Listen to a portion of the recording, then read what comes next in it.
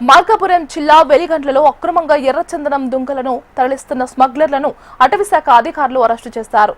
వెదర్ల చెరువు అటవీ ప్రాంతంలో ముందస్తు సమాచారంతో నిర్వహించిన ప్రత్యేక గస్తీ సందర్భంగా ఈ చర్యలు చేపట్టినట్లు కనిగిరి ఫారెస్ట్ రేంజ్ అధికారి ఆరిఫ్ ఖాన్ తెలిపారు. అటవీ ప్రాంతంలో అనుమానాస్పదంగా సంచరిస్తూ ఎర్రచందనం దుంగలను తరలించే ప్రయత్నం చేస్తున్న స్మగ్లర్లను అటవీ సిబ్బంది చాకచక్యంగా పట్టుకుని అరెస్టు చేశారు.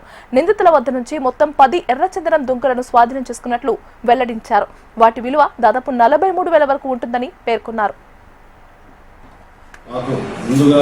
అందిన సమాచారం మేరకు మన వెదుల చెరువు అడవిలందు ముద్దాయిలు అడవిలోకి వెళ్ళి ఎర్రచందనం చెట్లు కొడుతున్న విషయం తెలుసుకున్న మీదట మేము ఒకటిన స్ట్రైకింగ్ ఫోర్స్ సిబ్బందితో వెళ్ళి మా ఎఫ్ఎస్ఓ గుడిపాటిపల్లి గోలాలి గారు వాళ్ళని అదుపులో తీసుకొని వాళ్ళ దగ్గర ఉన్న ఒక నాటు తుపాకీ మరియు 10 ఎర్రచందనం దొంగలు పట్టుకొని కేసు చేయడమైంది.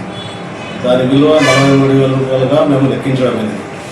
దాని ముద్దాయిలను కోర్టుకు తిరుపతి ఎర్రచందనం కేసు తిరుపతిలో జరుగుతున్నందున వాళ్ళను తిరుపతి తీసుకువెళ్లే ప్రయత్నంలో ఉన్నాం.